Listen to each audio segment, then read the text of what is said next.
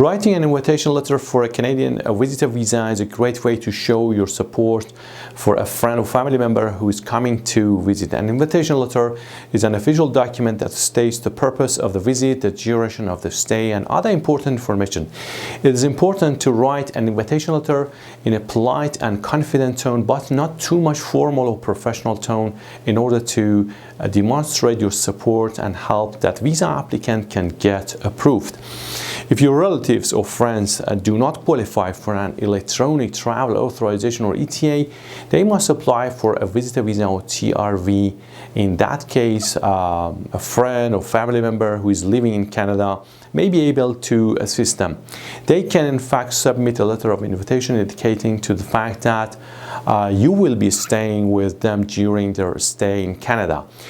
Please keep in mind that receiving a letter of invitation doesn't guarantee that their application will be granted, but it can for sure increase their chance of receiving a visitor visa. In this video, I'm going to explain the criteria for the letter of invitation and provide you with the important details and the option of copying different samples for your own usage.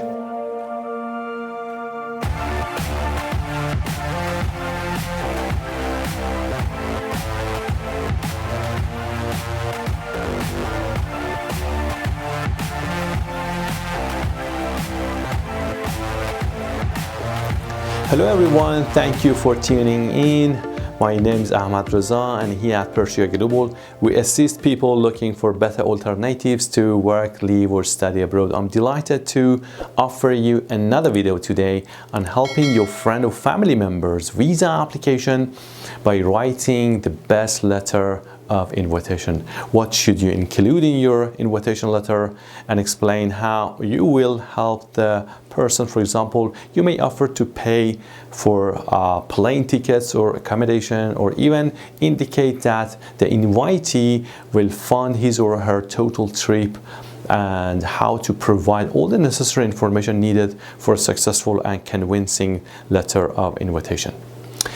Begin by introducing yourself and the purpose of the letter. Then provide details about the visitor, including their full name, date of birth, and passport number. Additionally, include the length of the visit, the purpose of the visit, and any other relevant information. Finally, provide a statement of support for the visitor. This is an important part of the letter and should be written in a polite and confident tone, but not in too much formal and professional tone. We recommend you to write it in a semi-formal tone. You can also see the formats we provided with you in the description section of the video, both in English and French. Explain why you are inviting the visitor, how you will be supporting them during their stay, and any other information that will help demonstrate your support. Be sure to include your contact information as well. In case of your financial support, you should be careful to exactly indicate the part of the trip you are going to cover during the visit. You may include and prove the necessary funds for everything from flight tickets to food and accommodation, and even travel insurances if needed, which is why you should pay special attention to this section of your letter, since it is quite particular to your own possession, and the more detailed you are about how you will help the invitee, the more successful the application will be. We also recommend visa applicants to pay special attention to their cover letter or the sections in their online applications where they describe the dates and purpose of their visit, which is an important component of their application, or an itinerary letter. As I mentioned, this part is quite based on their specific situation. I also recommend you to indicate shortly to the evidence of your accessible finances in the letter of invitation if you are paying for their visit, or even to the accessible fund or your invitee if they are supposed to pay for their visit. Convert the fund or funds into Canadian dollar. For example, You can write as my parents or other will stay with me at the above indicated address, and they will be responsible for their own financial support for the duration of their visit. Specifically, they will be bringing with them funds in the amount of indicated approximate amount of funds in Canadian dollars as proven by the attached bank account statements or other documents proving adequate funds. The most important part in an invitation letter, in my experience, is when your friends and relatives must show proof of economic and social links to their native nation.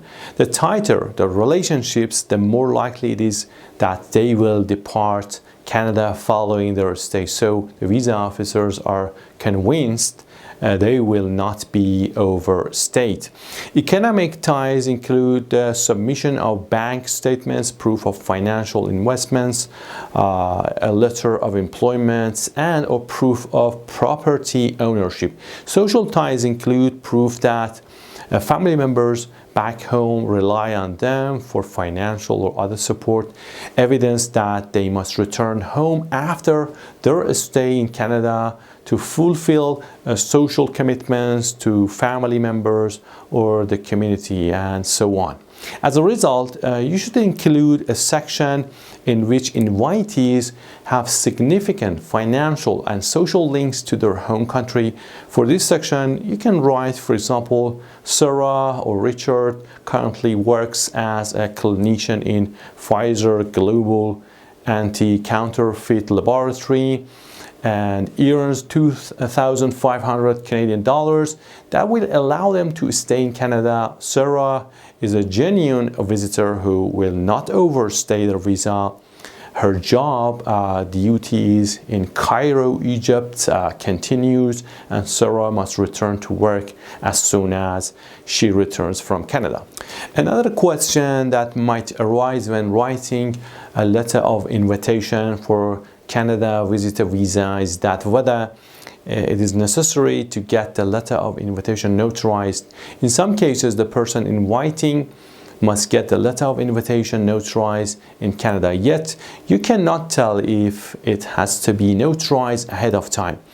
If the visa office in charge of the region requires it to be notarized, they will advise you in their website or documents checklist. However, based on my experience, most of Canadian embassies need the invitation letter to get notarized before submitting that. So in order to notarize a letter of invitation in Canada, you will need to have a commissioner for oaths or a notary public signing it or with a certificate which would be attached to the letter. Where should the letter of invitation be submitted? The letter of invitation must be included in the application's package list of supporting documents. If invitee applies online, you must scan and upload it beside other supporting documents. Documents proving your status in Canada, such as a study permit or post-graduation work permit, or permanent resident card or proof of Canadian citizenship. Your documents must also be valid for the duration of your family's stay in Canada. If you just finished your program requirements but do not have a post-graduation work permit, you may send a copy of your study permit and an official letter of completion to your family members.